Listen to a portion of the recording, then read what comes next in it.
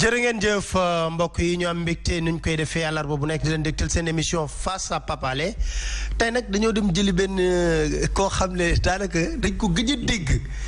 est-ce que gëj ñu ko dégg ba Khalifa Sall génnee kaso ba tey jii sax di Moussa Tine la leen indil tey jii seen biir émission Moussa foo nekkoon. ci réew mi Pape Alé ci réew mi en fait xëy na am na benn jamono joo xamante ne les gens ont voulu créer benn unité nationale simplement autour de pandémie bi. kenn bëgg woon a jël le contresens c'est-à-dire chacun voulait ñu afficher unité nationale bu prétendument président de la République woote woon. pour que ñu am une solidarité et un élan national buy permettre ñu gagner pandémie bi. waaw démb dañoo célébrer le 23 juin bokkoon nañ ci xeex bi que reste-t-il du 23 juin maintenant. Souvent damay wax ne le Sénégal rate toujours les tournants décisifs. On a raté beaucoup trop de tournants Pape Alé. C'est-à-dire que boo seetaa démb ñu ne le 23 juin ñu xool image yu circulé ci biir dëkk bi waa gàddaay femme bi policier bi ñëw di dóor ay manifestations yu ñu interdire ay nit ñu ñuy jàpp tëj ci biir kaso bi tout le temps. commissaire Sadio Barke dem lu jóge ci biir Abdou Karim Gueye mi ngi ci biir kaso bi au même moment ñu ngi jël ay nit yu nekkoon ci nguur gi tamit yu am may à partir avec la justice ñu libéré leen sans aucune forme d'explication daa mel ni la revendication de plus de république bi ñu nga xam ne moo nekkoon ci suufu le 23 juin j'ai l'impression que on l'a raté lu ñu doon xeex le 23 juin nga xamante ne nekkul woon kese affaire xam nga bu ñuy def le 23 juin bu ngeen ko fàttalikoo avant gaz yokku na fi ceeb yokku na fi diwlin yokku na fi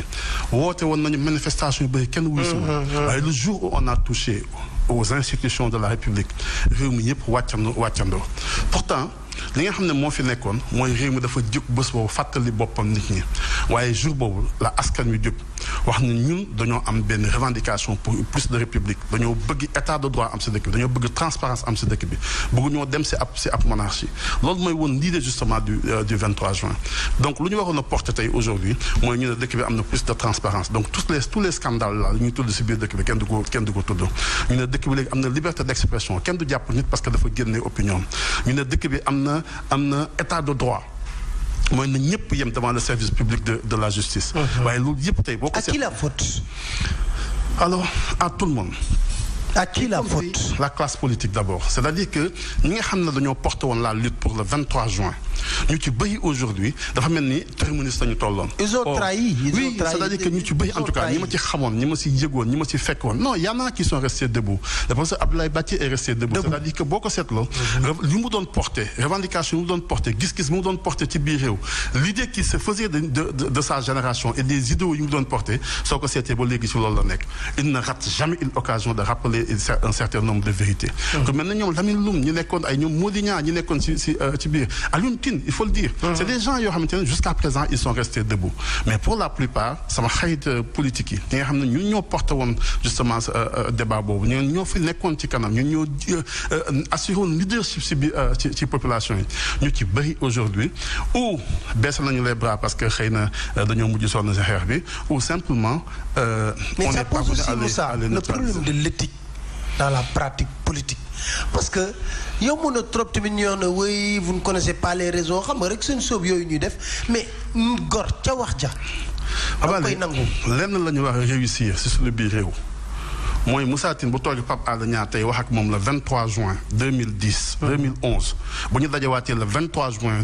2020 mu mën a répéter exactement la même chose c'est-à-dire le problème que nous avons nous aujourd'hui dañ ko raflé mais loolu la ñu raflé si suñu biir réew soo jëlee tey le discours de Macky Sall d'ailleurs toi ça fait énormément ton plaisir parce que tous les jours nga génne benn wax moo waxoon lii moo fi xew tey nit homme politique yëpp tey ou il préfère def silence ou il préfère wax un discours contraire or les vérités ça ne change pas il faut que ñu xam ne dañoo bëgg a tabax ab réew bëgg a tabax askan c'est-à-dire gis nga bu ñu naxante gis nga Pape Alé man réew mi nu mu bindoo tey man ci sama bopp wóoluwuma sama bopp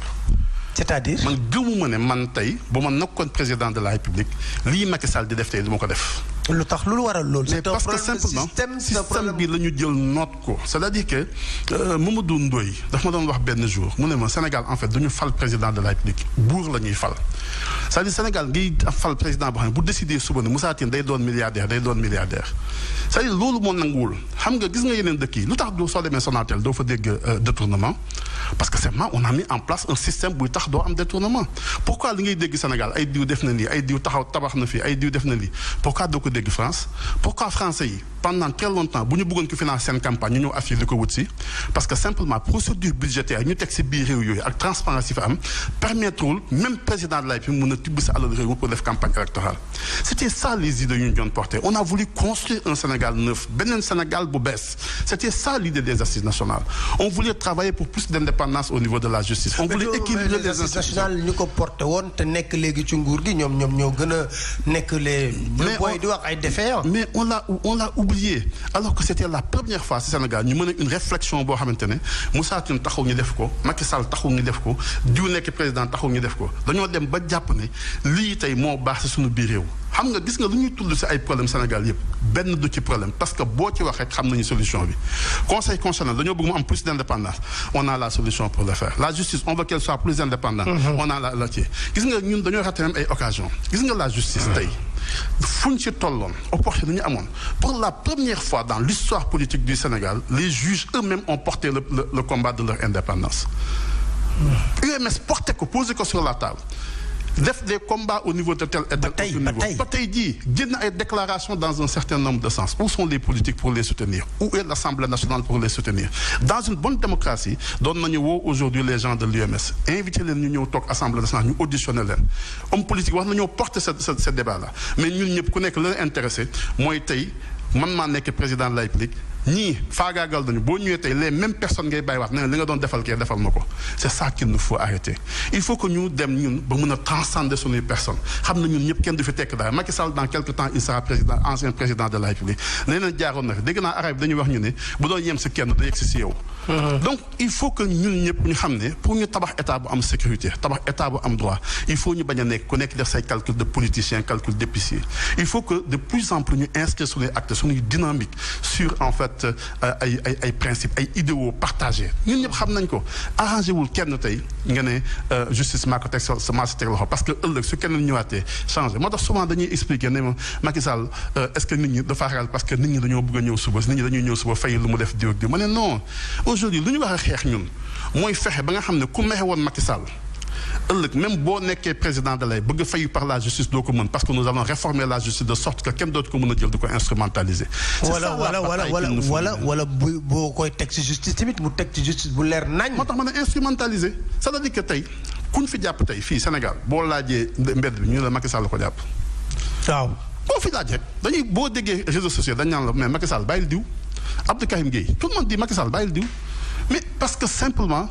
on a l'impression et que les juges n'existent même pas. Les juges n'existent même pas on pense que il y a qu'une seule volonté moo fi am c'est la volonté du président de la République. C'est ça qu'il nous faut arrêter Pape Alé on connaît ce combat là il faut que ñu mener justement ce combat là il faut pas que suba ñu nekk ci benn réew boo xamante ne dañuy jàpp ne diw kat xoolal démb image bi daw dama koy xool tey Odia génne ko dans son journal. Une fille de l'APR ñu jàpp ko nank di ko dugal nank ci oto bi une femme boo xamante ne mi ngi dugal boppam moom ci boppam ci oto bi parce que dañ koy jàpp. Aucune résistance rien du tout ñu jël taatu cross fetal bi di ko dóor donc ça dafa bokkoon suñu doon xeex le 23 juin. C'est-à-dire cette police républicaine là à équidistance de tout le monde ça fait partie de notre mais ça aussi c'est l'échec de nos élites. mais c'est absolument épate lu ci gën a metti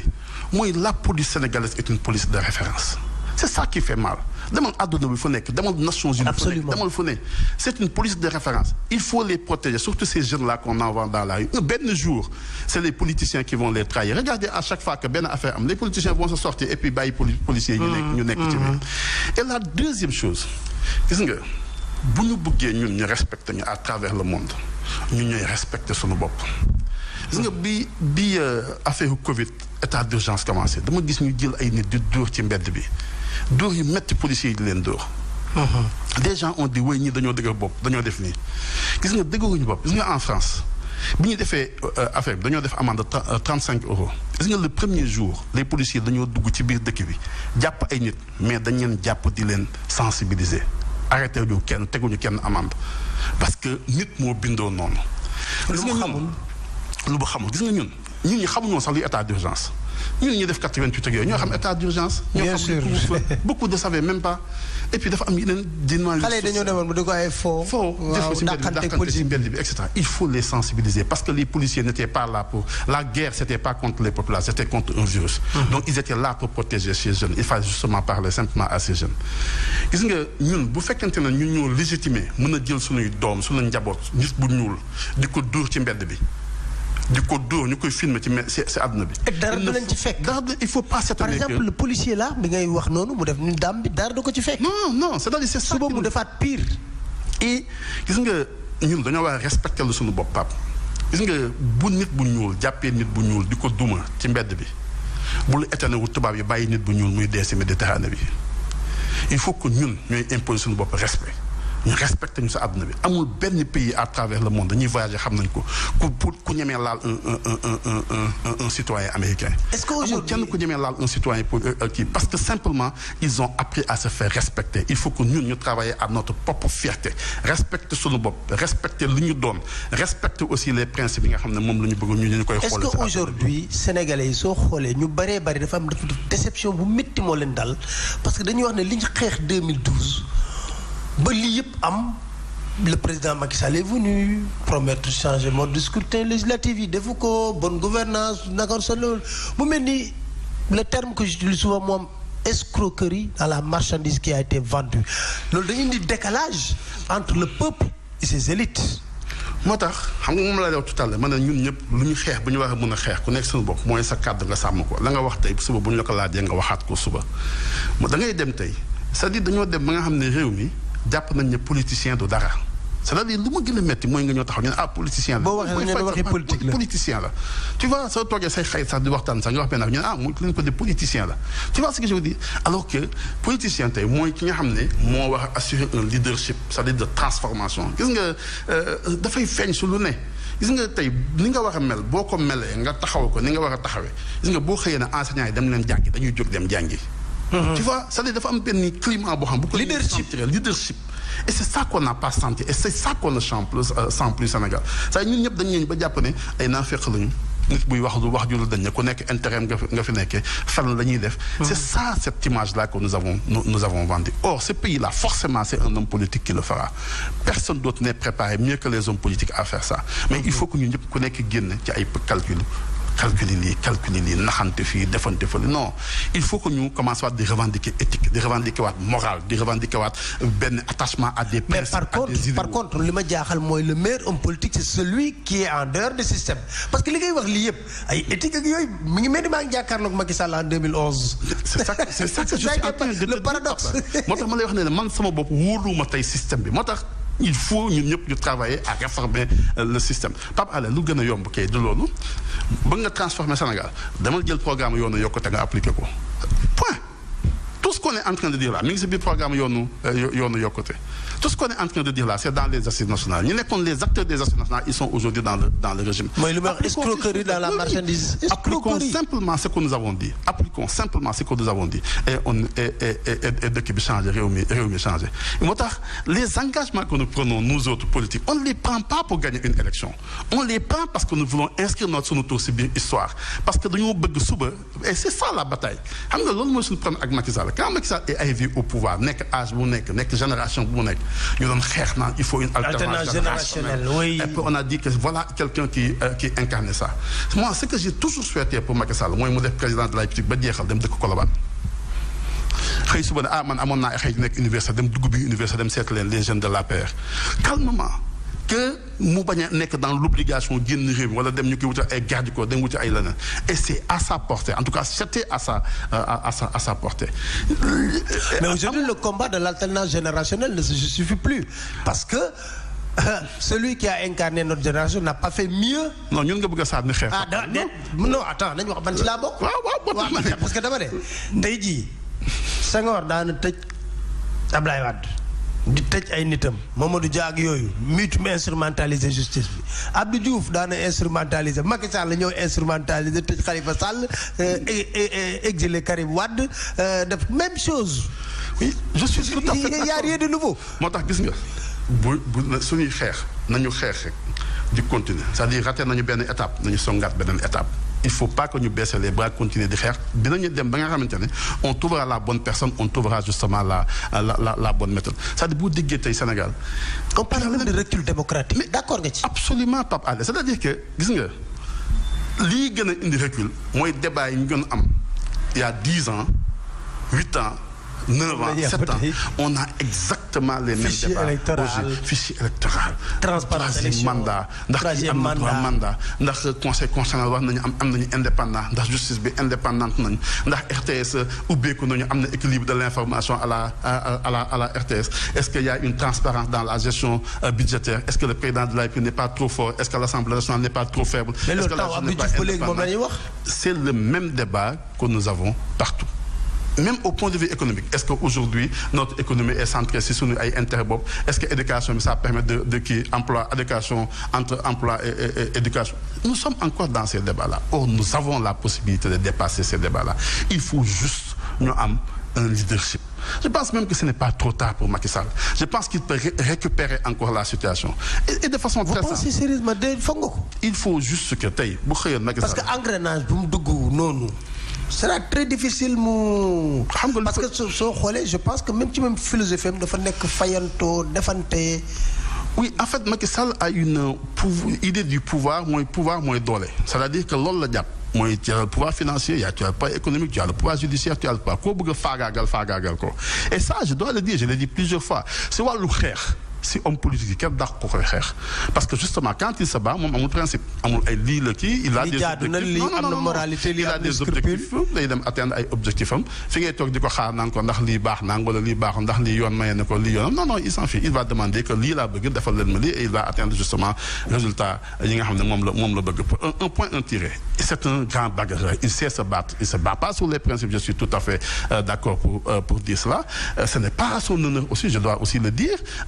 du lu koy yokk ëllëg lu muy regretter ji ëllëg la sax d'ailleurs parce que simplement réew loo ci mën di def ak lii xam nga dañuy wax léegi ne yàlla lay tey ji ñu ne du juge gendarme la donc il faut vraiment faire attention si ñi ngay def et lu mën di gis rek si ay jugement lay mujjee et aujourd'hui gis nga leadership bi ñu ñàkk gis nga même dans la gestion du Covid où kenn xamul lan la état bi jëm et d'abord au point de vue politique gis nga aujourd'hui Macky Sall il a un peu les mains liées parce que dafa mel ne day wane ne dafa bëgg dara gis nga booy wane ne da ngaa bëgg dara c'est-à-dire da nga bëgg 3e mandat gis nga tant que évacué wul cette question là c'est lui qui a besoin des gens mais suba bu xëyoon suba. mais yow gëm nga ne Macky du laaj 3e mandat. wanewul ne bëgg ko. voilà moom laa bëgg wax. parce que xam nga bu amoon discours bu clair bu mu amoon avant débat yi di poser avant ñu koy fal. avant muy jàllale constitution 2016 débat bu mu amoon ne lii damay régler définitivement la question du 3e mandat nul ne peut avoir plus de 2 mandats consécutifs là ça il l'a dit dans la constitution et il nous a dit moom Ismaïla Madior Fall nous a dit Seydou Gueye nous a dit Boun Abdallah nous a dit ñoom ñëpp wax nañu disposition bi day tekk ne président mënut a am beneen 3e mandat gis nga bu yemee ci loolu tey bu jógoon affirmer clairement ne il ne veut pas d'un 3e mandat gis nga à partir de ce moment là il reprend tout son leadership et il va investir les 4 ans qu'il reste à réformer le Sénégal parce que lan mooy changer bu boobaa ñëpp koy soxla parce que xam nañ ne wutatul dara te moom du soxla kenn. mais tey jii ni muy fonctionner soo xoolee c'est pas un homme libre. justement parce qu'il est obligé nit koo xam ne wutatoo dara. tu dois être à l'aise dans la gestion. loolu mooy dernier mandat tu dois être à l'aise si sa biir gestion c'est-à-dire que ñëppay daw si sa ginnaaw parce que wutatuloo dara. ñëppay bëgg nga kii leen parce que ku la kii rek nga teg ko fële nga. du la tardel kenn du la tardel mais booy wane da ngaa bëgg dara booy wane dafa am loo namm dooy yeneen am looy mëbët dafa am leneen loo ci effectivement tu es obligé de gérer tout le monde et tu as même du mal à être à équidistance de tout le monde il faut nga ménager ay susceptibilité il faut nga ménager ay lële il faut nga dem ménager ay lële. même nomination yi. même nomination il est obligé d'en prendre compte gis nga tey maa ngi lii ay kii parce que dañuy sanctionner diw parce que dañ ko bëggoon def nii et même ça il faut ñu génne ko suñu xel nit faluñu ko pour nga am xaalis boo faloo waate état du dimbale kenn lu mu faloo c'est à ce moment-là que se posent vraiment les problèmes de transparence dans la gestion publique gis naa tey ñu ne dafa am kenn ku ñu bëggoon a fal waaye dindi nañ ko parce que Macky Sall ne non nañu génn ci loolu nañu mettre en place les procédures les mécanismes yuy permettre ñu def et bés bu ko defee bés bu defoon loolu tey lii ko defee si biir mandat nga xam ne booy seet sax moom si moom dafa dem ba di ko fàttali booy seet Macky Sall da nga yaakaar ne def na fi 3 ans si deuxième mandat. non da ngay fekk daf fi yàgg. Mangam ma ngi def 1 an la defagul donc il lui reste 4 ans il y a la possibilité de se reprendre il a la possibilité de se réajuster mais il faut trouver les bons mécanismes il faut trouver un gouvernement c'est-à-dire que xam nga lu ñu gën a namm Sénégal. mooy un gouvernement. un vrai gouvernement. c'est-à-dire des gens. lu gars yi di wax lu français di wax qui a de la gueule. nga xam ne da ngay gis kilifa yi taxaw nga xam ne vraiment ñii. kilifa la nga am loo leen nawee am loo leen gisee. am ay nitu envergure am nitu leadership am ay nit yoo xamante ne mais quand tu formes un gouvernement boo xamante ne la majeure partie le poste de travail c'est être ministre tu as effectivement. mais est-ce que le problème aussi du ci président Macky Sall. c'est son choix. non mais même au-delà de son choix am na ñoo xam ne dañuy wax ne ñu ñuy doxalee ay fonctionnaires yu nekk ci kaw ñoo xam ne ñu dañuy wax ne ni Macky Sall di doxalee ñoom duñ ci ñëw di ci taqat ci dara. mais je te donne un exemple bu gën a yomb da ngay jël léegi procès-verbaux kii yu conseil des ministres nga xool les nominations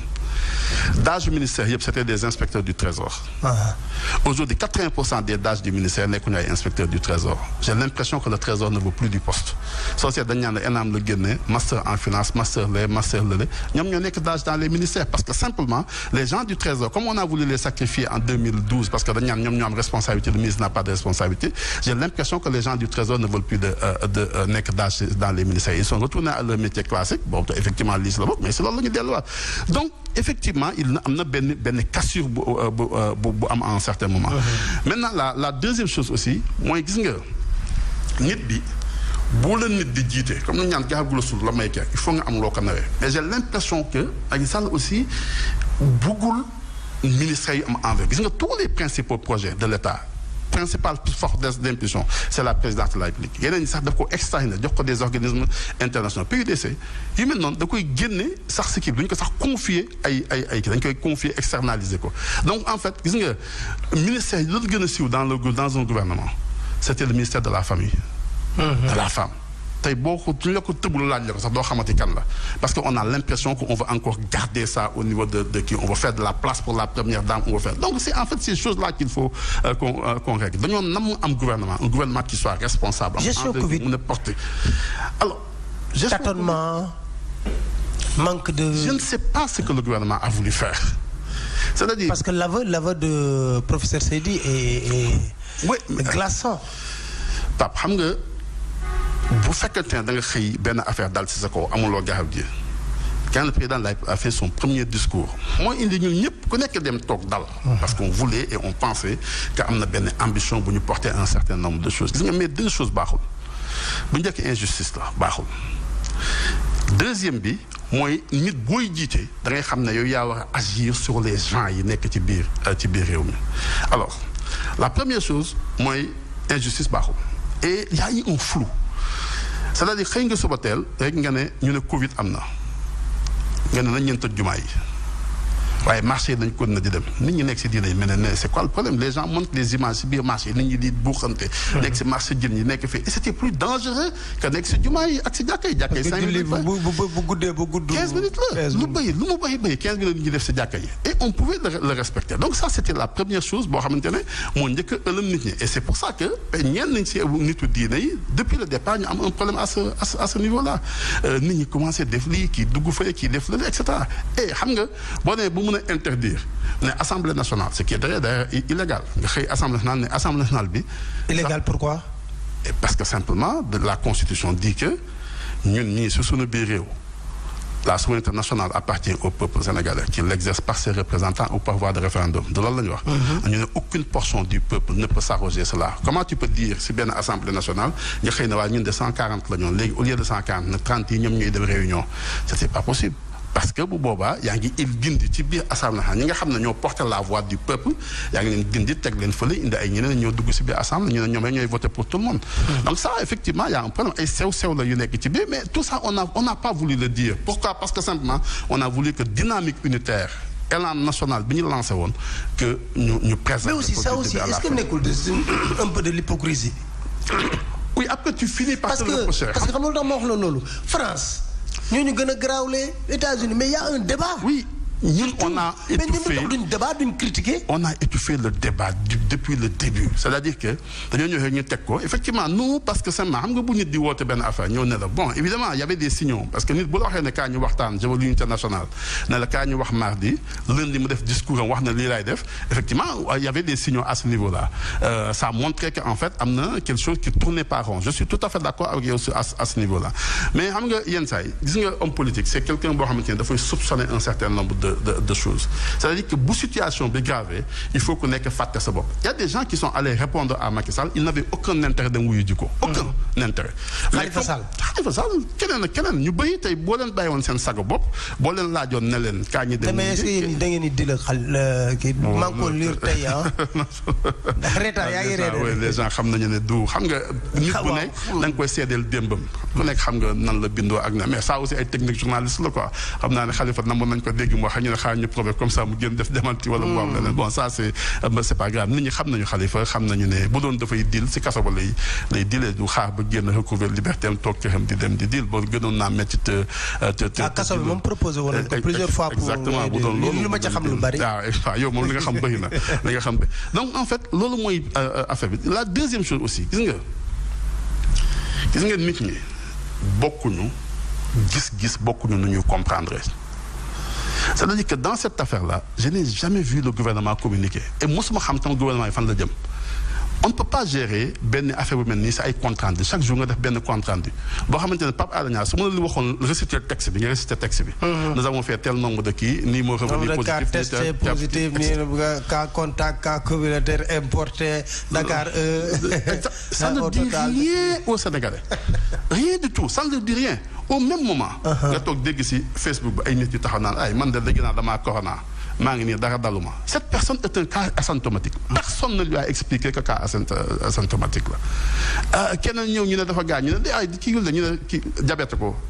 parce que personne n'a expliqué aux Sénégalais lan mooy maladie bi lan moo nekk ci suuf il faut communiquer pour changer les comportements c'est ça votre travail vous ce n'est pas par des comptes rendus la ñuy parvenir à kii aujourd'hui tey nit ñi fàttal nañu sax feebar bi xoolal nu mu mel ci biir dëkk bi ça devient encore plus grave nous avons encore plus de nombre de morts nous avons tellement de cas communautaires affaire bi di yéeg le professeur Seydi bi nga xam ne mi ngi liggéey sa affaire ba léegi weesu nañu fu ñu mënoon a contrôler malade bi quelle est la communication du gouvernement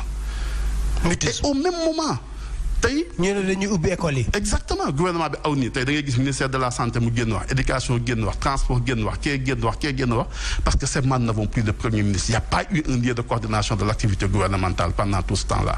et ça pose un certain nombre de problèmes nous avons réformé notre institution Sénégal après les élections il n'y a eu aucun débat on se lève un beau jour on nous dit on passe du régime parlementaire au régime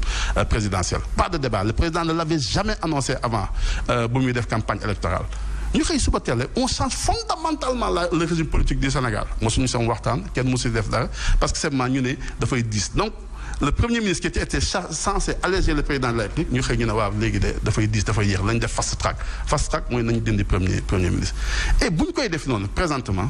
président de la République si boppam il s'est emmuré dans un silence il nous a parlé 2 ou 3 fois il y a eu des choses graves yu fi xew ay moments yu bëri yu fi xew un peuple a besoin d'entendre son président de la République. même